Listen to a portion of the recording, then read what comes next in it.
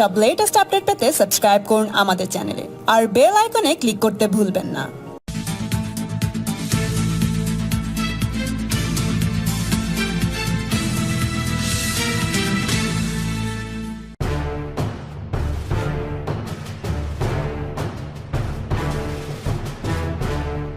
Amphan পরিস্থিতি যেভাবে রাজ্য মোকাবেলা করেছে তার প্রশংসা বার্তা এদিন প্রধানমন্ত্রীর মুখ থেকে উঠে এসেছে বলে খবর। এদিন অভূতপূর্বভাবে কেন্দ্র রাজ্য সংঘাতের আবহে মমতা বন্দ্যোপাধ্যায়ের সঙ্গে সম্পূর্ণ সহযোগিতা করে নরেন্দ্র মোদী আকাশপথে ঘুরে দেখেন বাংলার আমফান বিধ্বস্ত পরিস্থিতি। তারপরেই আসে সাহায্যের বার্তা। রাজ্যকে 1000 কোটি টাকা সাহায্য করার আশ্বাস এসেছে প্রধানমন্ত্রী নরেন্দ্র মোদীর তরফে। এদিন আমফান বিধ্বস্ত রাজ্যের পরিস্থিতি দেখে অ্যাডভান্স 1000 কোটি টাকার সাহায্য ঘোষণা করেন মোদী। তিনি জানান, এরপর রাজ্যে কেন্দ্রীয় দল সরেজমিনে এসে পরিস্থিতি খতিয়ে দেখবে, তারপর কেন্দ্র ও রাজ্য একযোগে আমফান পরিস্থিতি মোকাবেলা করবে। আমফান বিধ্বস্ত এলাকায় আপাতত 1000 কোটি টাকার সাহায্যের পাশাপাশি 2 লাখ টাকা মৃতদের পরিবারকে দেওয়ার ঘোষণা করেন প্রধানমন্ত্রী। এছাড়াও 50,000 টাকা আহতদের পরিবারকে দেওয়ার কথা জানান তিনি। শুধুমাত্র কলকাতাতেই মুখ্যমন্ত্রীর তথ্য অনুযায়ী 15 জনের মৃত্যু হয়েছে, যা পরবর্তীকালে বেড়ে 19 জন হয়েছে। গোটা রাজ্যে অন্তত 72 জনের মৃত্যু সংবাদ এসেছে প্রাথমিকভাবে। এদিন তা 80 জনে দাঁড়িয়েছে। এর মধ্যে মর্মান্তিক কিছু দৃশ্য উঠে এসেছে কলকাতা জুড়ে, গোটা বাংলা জুড়ে। রাজ্যপালের আর্থিক অনুদানের মূল্য 50 লাখ টাকা। আমফানের ত্রাণ তহবিলে তিনি এই অর্থ দান করেছেন বলে জানিয়েছেন টুইটারে। পাশাপাশি তিনি সকলকে আমফানের ত্রাণে সাহায্যের হাত বাড়িয়ে দিতে আহ্বান করেছেন। এদিন মোদী ও মমতার সঙ্গে রাজ্যপাল ধনকর রাজ্যের আমফান পরিস্থিতি খতিয়ে দেখেন। পরে বসিরহাটে তিনি প্রধানমন্ত্রী ও মুখ্যমন্ত্রীর সঙ্গে বৈঠকে যোগ দেন। বৈঠক শেষে প্রধানমন্ত্রী নরেন্দ্র মোদী কি জানালেন দেখুন। आज 1 साल बाद फिर से साइक्लोन ने भारत के तटीय क्षेत्र को, विशेष करके पूर्वी क्षेत्र को प्रभावित किया और उसमें भी सबसे ज्यादा दुष्परिणाम पश्चिम बंगाल के हमारे भाइयों बहनों को, पश्चिम बंगाल के नागरिकों को, यहाँ के संपत्ति को बहुत हानि पहुंचाई है। साइक्लोन की संभावनाओं से लेकर के लगातार मैं इससे संबंधित सभी लोगों से संपर्क में था। भारत सरकार भी सतत राज्य सरकार के संपर्क में थी। साइक्लोन का नुकसान कम से कम हो, इसके लिए जो भी आवश्यक कदम उठाने चाहिए उसके लिए राज्य सरकार और केंद्र सरकार ने मिलकर के भरसक प्रयास किया। लेकिन उसके बावजूद करीब करीब 80 लोगों के जीवन हम नहीं बचा पाए। इसका हम सबको दुख है। जिन परिवारों ने अपना स्वजन खोया है उनके प्रति केंद्र सरकार, राज्य सरकार और हम सबकी संवेदनाएं हैं और इस संकट की घड़ी में हम उनके साथ हैं। संपत्ति का भी नुकसान काफी होता है, चाहे एग्रीकल्चर हो, चाहे पावर सेक्टर हो, चाहे टेलीकम्युनिकेशन हो, चाहे घरों का उजड़ जाना हो, अनेक प्रकार का, चाहे वो इंफ्रास्ट्रक्चर का हो, चाहे व्यापार जगत से लोग जुड़े हुए हो, चाहे खेती क्षेत्र से जुड़े हुए, हर किसी को नुकसान होता है। आज मैंने हवाई निरीक्षण करके बारीकी से इस प्रभावग्रस्त विस्तार को मुख्यमंत्री जी के साथ, गवर्नर श्री के साथ दौरा करके उसको देखा है। अभी राज्य सरकार ने और मुख्यमंत्री जी ने विस्तार से मेरे सामने जो भी प्राथमिक आकलन है उसका ब्यौरा दिया है।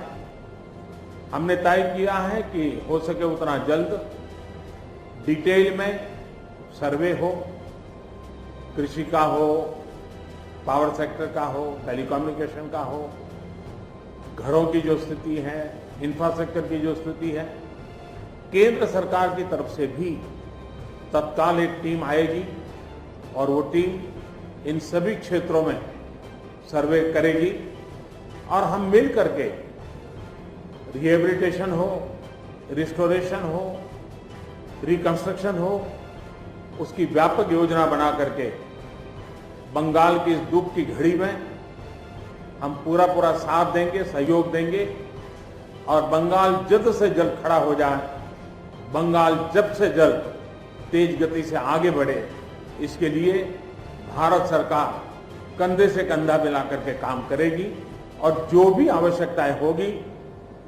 उन आवश्यकताओं को पूर्ण करने के लिए भारत सरकार के जो भी नीति नियम है उसका पूरी तरह उपयोग करते हुए पश्चिम बंगाल की मदद में हम खड़े रहेंगे। अभी तत्काल जो इस संकट की घड़ी में राज्य सरकार को कठिनाई न हो, इसके लिए एक एडवांस असिस्टेंस के रूप में 1000 करोड़ रुपया भारत सरकार की तरफ से व्यवस्था की जाएगी।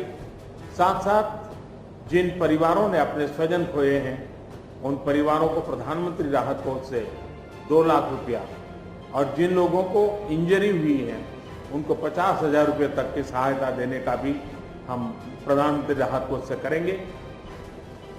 पूरी दुनिया एक संकट से जूझ रही है, भारत भी लगातार कोरोना वायरस के खिलाफ लड़ाई लड़ रहा है। कोरोना वायरस की लड़ाई में जीतने का मंत्र और साइक्लोन में जीतने का मंत्र दोनों पूरी तरह एक दूसरे के ऑपोजिट है। कोरोना वायरस से लड़ने का मंत्र है जो जहां है वहीं रहे,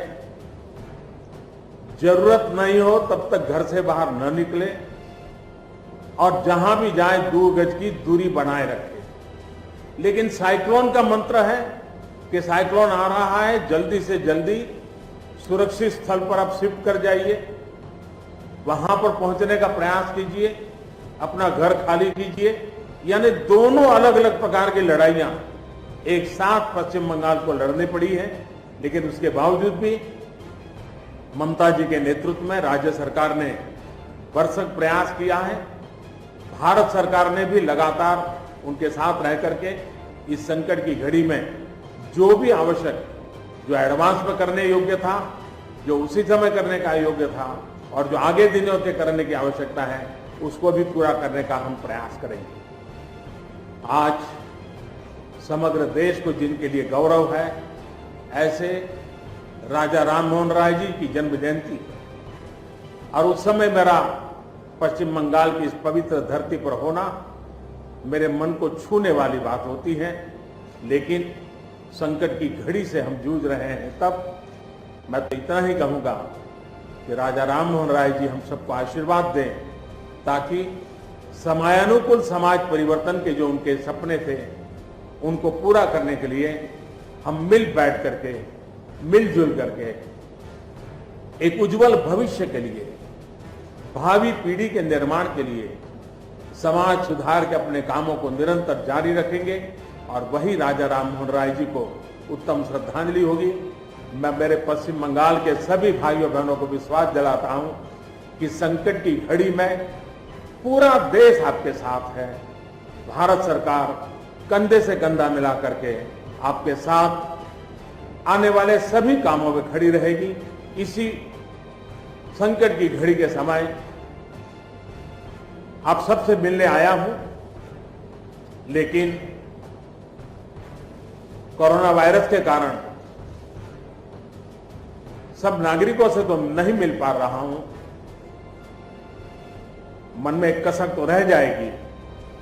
यहां से मैं आज उड़ीसा की ओर जाऊंगा और वहां भी हवाई निरीक्षण करूंगा, वहां के माननीय मुख्यमंत्री जी से, वहां की सरकार से बातचीत करूंगा। मैं फिर एक बार पश्चिम बंगाल की इस दुख की घड़ी में मैं आपके साथ हूं।